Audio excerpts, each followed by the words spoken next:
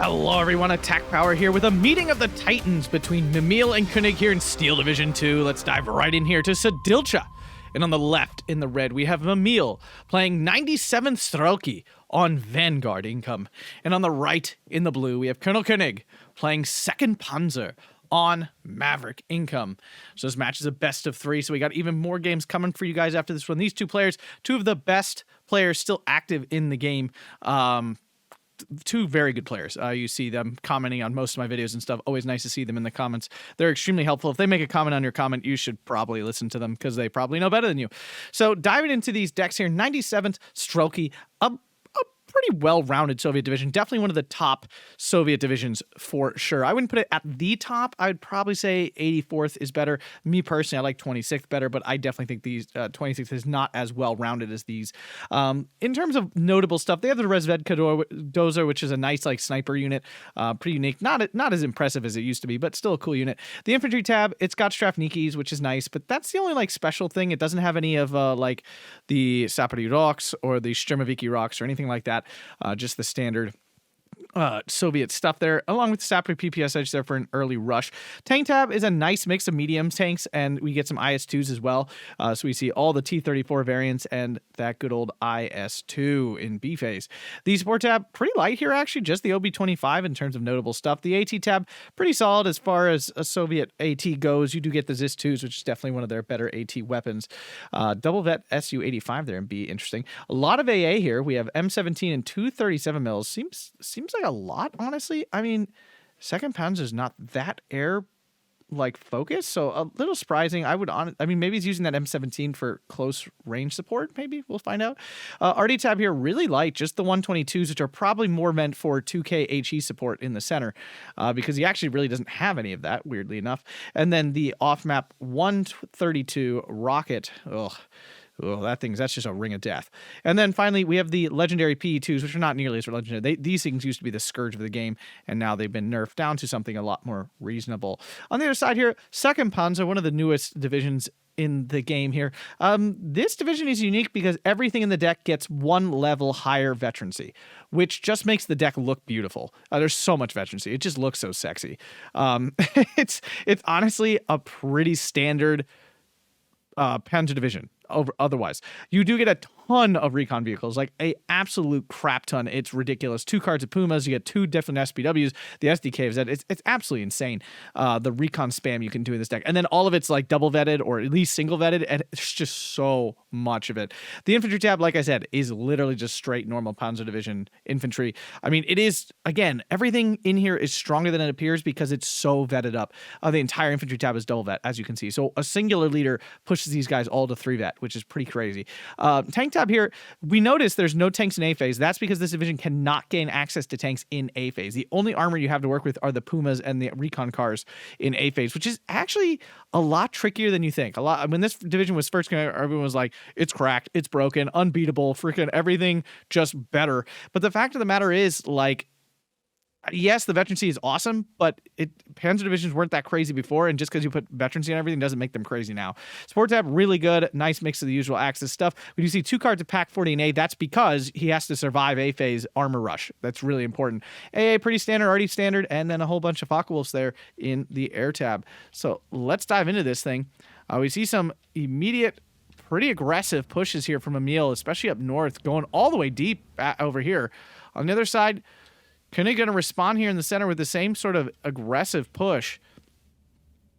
I'm definitely interested to see how both these players respond to this. I mean, the A phase, I think, is where this game right now matters.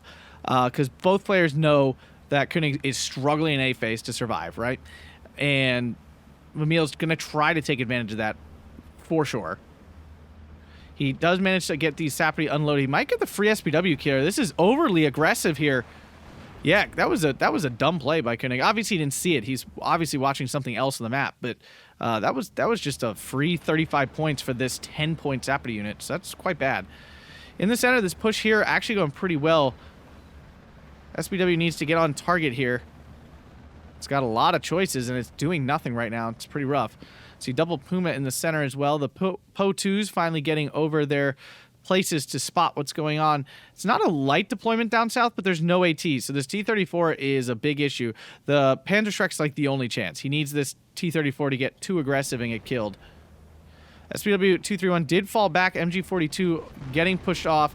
SG-43 pinning down everything here. PaK-40 on the run as well. Things not looking super hot here for Kenig, if I have to be honest. Again, the issue being, like, a lot of these things seem very respondable, but he just has no tanks. So he has to rely on these PaK-40s to try to hold the ground. But if Mamil stays really aggressive, it's not going to be easy for him to respond well. The double Puma on the hill does get a pen on the T-34. The 2-on-1, they should win this. If it gets a shooter knockout, that's pretty huge. We'll keep this guy alive. Flammenwerfer overwhelmed, though. O2 down to the Focke-Wulf. I'm honestly shocked that Koenig felt like he had the open points to do, like, buy this unit. Maybe he thought he was going to get some strafes out of it, and that's not happening now. I'm not sure. One Puma down. Yeah, and here's the issue. This is the problem with Pumas. Like, Pumas are cool, and they seem great, and they used to be really good. Now they're actually kind of mid, because they're 50 points for a tank. I'm using air quotes here. A tank. Really, it's a recon car, right? But it's armed up with a Panzer III's weapon. But it's a very expensive recon car that doesn't usually trade well at all. Right? Maybe you pick up a kill. I mean, it feels really good, but the reality of it is most of the time a T-34 or another Panzer IV or, you know, a Sherman, just kill it. And you don't get a lot out of it. The APCR is kind of not amazing because then you need even more penetrations. And I already explained, like, you're already getting killed in one shot. So, like, that first shot has to matter. You know, so it's not at the current price and the way they balanced it, which is honestly, I think, the right way to balance it. I'm not complaining about the way the Puma is balanced. I actually think it's just right. It is a glass cannon, as glassy as glass gets. Yes, it can get some huge value. It can be really annoying to deal with at the beginning of the game. But the fact of the matter is, it can also be really easily killed, and you lose a lot of trade that way. So we're seeing, yeah, Koenig's in a real struggle right now. He's really trying to stabilize his lines with what's going on. And these Pumas are just not great responses to these things. It's not his fault. It's just that's what he's got to work with. This PaK-40 is going to try to rush in. It's going to get here in time. So he might get the kill. APCR already off, so Koenig on his micro there. I mean, the PaK-40 easily kills his T-34. If Mamil's not watching, he's going to lose this. Looks like he's not. So it looks like free kill here for the PaK-40. That is big, but now he's got to deal with his M2A1. The Puma might do it for him. All right, the Puma took care of that. So a nice kill there. Mamil has to be careful. If he overextends, I mean, he's got an 18.6. My goodness. Remember, this is a best of 3. I didn't even look at the times of the games. Between these two players, it's hard to pass up. Mamil making some nice... I mean, Koenig getting some good kills here. He desperately needs them to get things restabilized here. The south is basically completely collapsed. He's barely holding on to it. The center has completely collapsed. There's nothing here. North, I mean, North has some stuff. It's not great, though. That's for sure. The other issue is, too, here, all of these recon units don't hold the front line, right? So, like, he's losing all these flags. He has units there, but because they're recon, they're not doing anything to the front line. These M17s actually proving to be really effective at just keeping this Focke-Wulf away. 231 goes down to the OB-25 Heat Seeker missile there. It is a heat round, but it's not really a heat seeker. Tanko Desaniki easily can smack around these Panzergrins in the woods. Kenig brings it back to a 17.7, at least a double tick. He is pushing aggressively onto this M17. Mamil has predicted this and is running his units away. These two players are so good. You see them, like, countering and moving to counterplay each other constantly. Puma on T-34, not good. And here's again. It'll be the same issue again. Yep. It didn't do anything. Like, so that's 50 points down the drain. That's really rough. Like, Kenig cannot keep up that kind of trade deficit. Does take out the Tanko in the M2A1. That's a nice kill there. This Puma really needs to get forward, try to take out some of this stuff. Is getting the free kill on the Rezvedka, maybe? Does pick it up. Nice kill there. Wants to try to find this M17 for sure. So we do see AA now, too. Ooh. Koenig's feeling like, I mean, yeah, you want AA, you got to get rid of these Po-2s, but, like, it's not that pressing of a concern, and SPW-233 goes down to the T-34. These T-34s are just getting disgusting value. For a tank that's really not anything impressive. I mean, don't get me wrong, a good old T-34 can do a lot of work, but shouldn't be doing this much work. M17 might get a free kill here on the Sturmpio. Very possible. 231 on the Gavardi DP. I mean, they're really close. Can he pin it now? He needs to pin it, like, immediately. OB-25 suddenly in as well. Ah! Oh, I can't. Oh, he still got that kill. Oh, that OB-25, that thing is so dirty.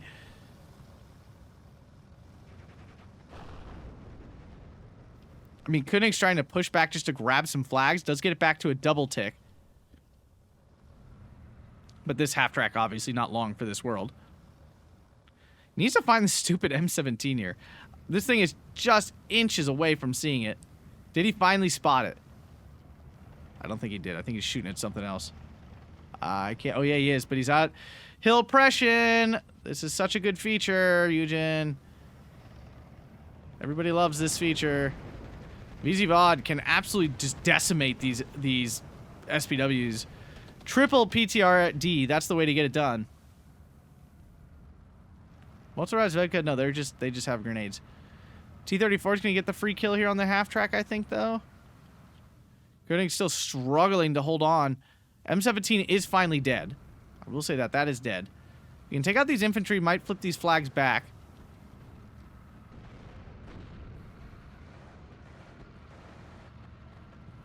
Panzer does catch out the Sapri PPSH, so that's a nice kill there. They're not like high point kills, but it is stopping things from flipping back flag-wise here. T-34 finding this Puma, I'm assuming.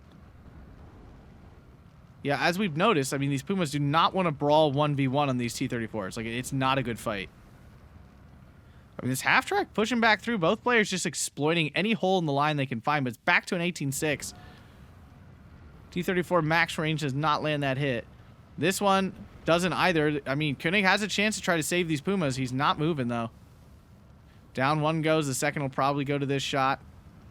Oh, gets another free chance to run. Still not running.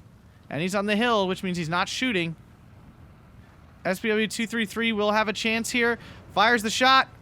Bounces on the side armor. Oh, he's got the heat off. No, Koenig, what are you doing? Oh, my God. The heat. The AP can't do shit. No. Oh. I'm rooting for Koenig right now because I want him to get back into this game so it can keep going. I want these players to keep playing. 14-10. Brought it back to a single tick. Sapperty going to get a free kill on the SPW-233. Oh, no. Half-track finally dies in the center. It's going to flip it back to a 15-9 again. Oh, no. Oh, Koenig is on the suffer boat right now. The struggle boat has left the dock, and it's just Koenig is on it. He can't get off it. P2 coming for the Pack 40. Oh, no. These little Po-2s, guys. Yeah, again, and this is why I was like kind of him-hawing about it. Like, yeah, they do a lot. I'm not saying they don't. It's just hard to justify spending 110 points on a fighter when you're that far behind in every other aspect. The problem is AA only covers a small portion of the map. And the Po-2s are everywhere. Oop, sorry about that. But the arrival of armor does signal B phase here. Can Koenig claw it back? IS-2 gets a crit. Oh, wait, that's not an IS-2. It's a T-3045. Sorry, I was like, that Pack 40 is a frickin' Chad and a half. I was incorrect, though. Resvedkador in range of that?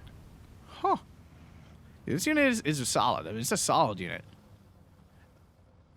Tango's getting into the woods here, but the Pio Flammenwerfer here should be able... That's a Flammenwerfer. Okay, I thought it was a Sturm Pioneer for a second. Panzer should get a nice burst off here, but it's not enough. They're too pinned down and too weak.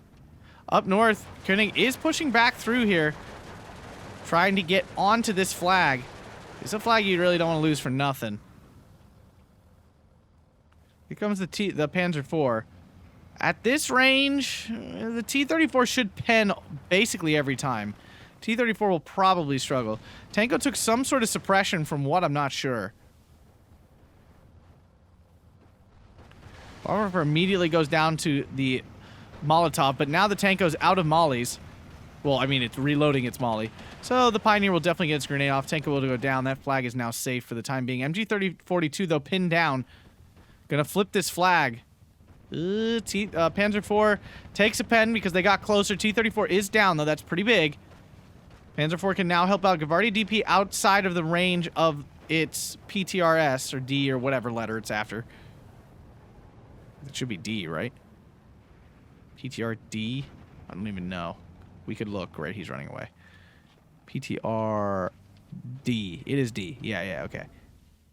I always get those confused. PTR-S is not on the Gavardia. PTR-D is.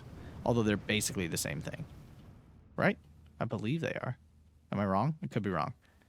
PTR. Oh, this is the D. And it's got 35, 400. Those are the two things that matter. 35, 400, and I guess technically 30 rounds a minute or something like that. Oh, he doesn't have any PTRSs. They're all PTRDs. So I will never know. Tanko, nope, just kidding. Uses an entire Focke-Wulf to kill a one-man AVTO team. When there's a 122 right here that he can see. Oh, that was a mistake. That was a glaring error. Yeah, 122 close-up will probably land a hit on this Pak-40. 16-8 still. Only 3 minutes left for Kenig. I'm hoping he can push himself back. And he's now in Maverick income, right? So, I mean, Mamil was Vanguard. Not shocking that he got the big lead there, especially with 2nd Panzer's weakness in A phase. I mean, clearly Mamil planned for that. Ju-88 recon in now. The Panzer IV died. Pretty bad loss, actually.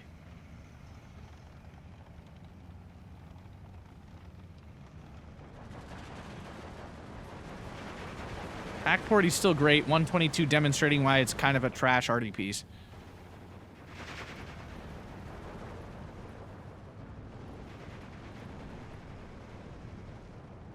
AVTO's getting in. Panzer Shrek out of position here to stop it. Already a pin, though. Whole lot going on here. Down south, we see Mamil struggling to hold on.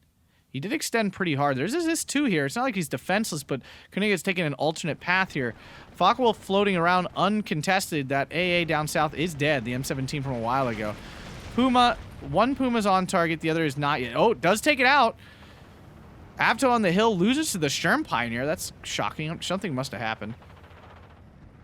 Armor up north, though, causing issues here for Koenig. His Pak-40 is out of HE ammo as well. 13-11. Koenig has almost stabilized here with his Maverick income. As his armor is finally starting to make some progress. A Panther now in the center. Surprised he didn't call it like something up north here to try to deal with this. IG-18 trying to zip by.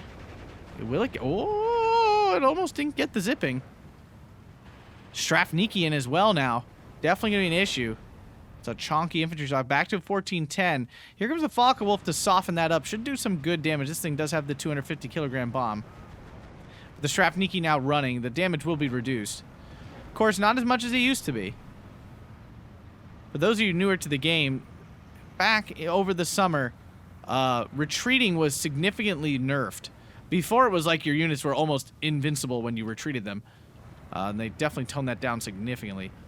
So Puma should spot this. Yeah, I was going to say, I really wish Koenig would stop using the fast move order, because he's just running into stuff and dying. But he is taking advantage of this central area here that is now weakened. We do see some 37 mil now in as well, though. Su-85 did take a pen from something. Sturm Pioneers out in the middle of nowhere. Kind of surprising to see them there. Panther gets the hit. doesn't finish it off, though. That's a bummer for Kenig. Still losing this flag. Really needs to get an infantry, like, up into here. Because he's only got a minute 40 left. T-34 going to find a free kill, I think? Misses the STK. Oops. Oopsie daisy. Half track going to die here to the ZIS-2, although it's not even doing anything at this point, so it's kind of whatever. Down it goes. MG42 trying to work its way back into position here. 12-12, there it is. Koenig's got a lot of work to do, though. And, of course, at any point, if Mamil recaptures the flag, the pressure is back on hard. I mean, if this Sturm Pioneer gets to kill this 122, that would be dirty AF. I mean, that would be absolutely nuts. Only Koenig knew. The ironic thing, the Panzer can almost just drive up to this pretty safely. Su-85 has worked its way in now, but, like, before, it really actually could have. Sturm Pioneer goes down. Needs to kill this Motorrazvedka, which is spotting everything. It's actually causing more issue than he knows. Heat shell on the 122. The Sturm Pioneer now responding. Might end up capturing this ammo. Will the heat shell land the final shot? It missed. And Mamil did notice this Sturm Pioneer there. Mamil back to a 13-11. Here comes the Focke-Wulf again, but there is the 37 mil down south, along with the M17. Although they're out of position, not ready to fire, Focke-Wulf does get through. Lands a nice bomb strike there on the Gavardia DP. Mamil's still on a 13-11. These infantry slowly crawling forward, but with a minute left, I'm not sure if he has time to wait. Here comes the SDK of Z. Try to force the issue as soon as possible. He can grab this flag here as well. This T-34 is a bit of an issue. Sturm Pioneer threw smoke but didn't move. Ooh, Panzer IV goes down. Oh no. These Pumas aren't going to hold the ground. Focke-Wulf got in, bombed. This building, he thought it was in there. The Avto's actually one building back. Still got 2 minutes left here, or really like a minute left of B phase of Koenig's increased income. He's got 50 seconds left. Got to restabilize again. Strafniki obviously dangerous to the Puma due to the PTRD it is wielding. Isn't able to finish it off, though. Half-track did make it. 12-12 again. 13-11 for Koenig in the center here. Of course, that is likely to be short-lived. IG-33 now in.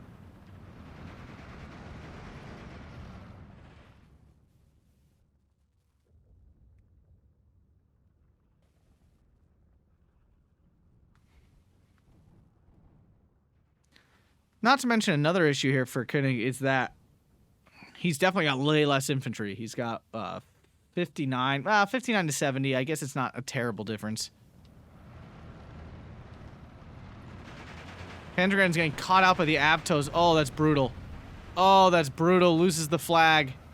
Oh.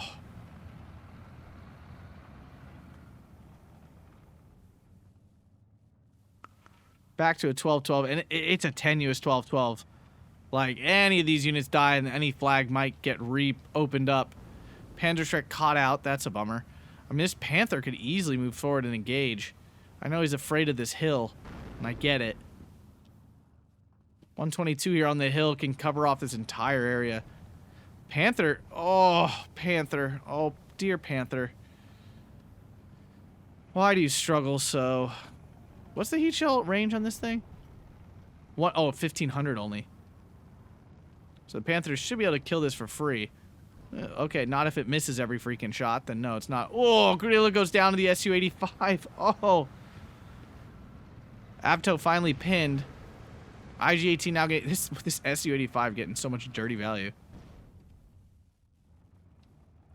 122 is still alive. Focke-Wulf going, okay, just for a softening bombing. I don't think it's going to get through the AA this time. No, it's all right there. Half track goes down. 13-11 again for Koenig, but again, this center position is tenuous to say the least. I'm surprised Mamil hasn't tried to push back into it at all. 12-12, this flag was recaptured by the ZIS-2 here, actually, of all things. I'm surprised this Panther isn't being a little more aggressive. No, he's actually just repositioning it completely. Ugh. IG-33 getting hit by the T-34. How far will the Abto go? The Sturm Pioneer will get at least one freebie shot off. I don't think it's going to kill the Abto in that transport, though. Yeah, it does not. Now the Abto should win. Then again, it stayed out of its house. It did not go in a building yet. Full health, that Sturm Pioneer wins that pretty easily. But because it was already weakened. P2 going for the Panther or for the... I can't tell. Was going for the IG-33. That is dead. Panther getting free shots off on the ZIS-2. Panther against ZIS-2, not a fight you want to be having. Although the ZIS-2 should struggle. Su-85, though, is a bit more of an issue. IG-18 is the big breaker here that it should help actually finish this off quick. Su-85 is just going to bounce in and out.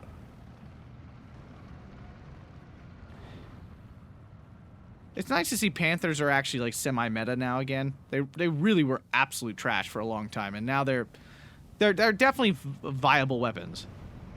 Stug 3 gonna go down here probably for free to the T-34. Oh, and there's nothing spotting. Oh, Ju-88 gives a little bit of sight, but I think it's too late. Oh wow, it gets the bounce. Double Focke-Wulf coming in for the infantry here? Okay. I understand. I get it. Stug 3 down. It does get the kill. Like, both kills. Wow. 13-11. Again. Avto down. Koenig needs a flag somewhere. He does get this one back up north. So this 2 did go down. This Panther in a very dangerous spot. Now Panzer gets caught up by the Strafniki. Oof. Sturm Pioneer standing right on this flag. Just like, F it. I'm not giving this up. Panther getting hit by the ZIS-2 now. This is still not an amazing fight. Yeah. Shouldn't lose, but you never know. You're also leaving yourself totally exposed to like this T-34 side-shotting you. 20 mil goes down to this. Why is the Strafniki getting so many freaking kills? Sturm Pioneer is spotted. That's really bad. Another Panther is here. We're in C phase. I'm not sure where I was getting more of these Panthers. 122, though. What's it see? The Sturm Pioneer? Doesn't look like it should. Oh, he's just ground attacking. That makes sense. Oh, that's so unlucky. Oh, that's so unlucky. Panzer IV versus T-34. I mean, technically the T-34 has the advantage. At this range, though, and if the T-34 can't land a shot, it's a whole different discussion. Avto does get in again, though, back to a 12-12. Does take down Oskin. All right, it's a big kill there for Kenig. Does get back on this flag, but here's a IS-2. Oh. And these are oh, it's the 1944 variants. They have more armor. 200? No, 180? 180, yeah, 180 millimeters. Those who always wonder, the top number's armor penetration, the bottom number's front armor. Koenig holding on, but, like, needs to get something more secure. He's about to lose this flag here. Panther driving forward? Okay. I mean, he's going for it. Respect that. Him in this fast move shit. Oh, man. He's going to lose this Panther because he can't see. Oh, yes, he can. He saw this. Why didn't he do something about it? Oh, that hurt. I mean, that thing... Oh, wait. What? Oh, we lost the flag on the hill. Well, there it is. 25 minutes, 25 seconds. Not the greatest first game there for Koenig.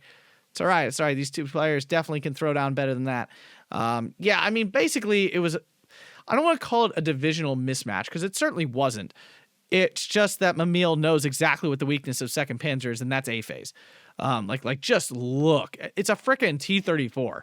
Like normal, 76. Like this T-34 should not be this efficient. It's just because there was not a lot of responses that Koenig had to these simple units in A phase.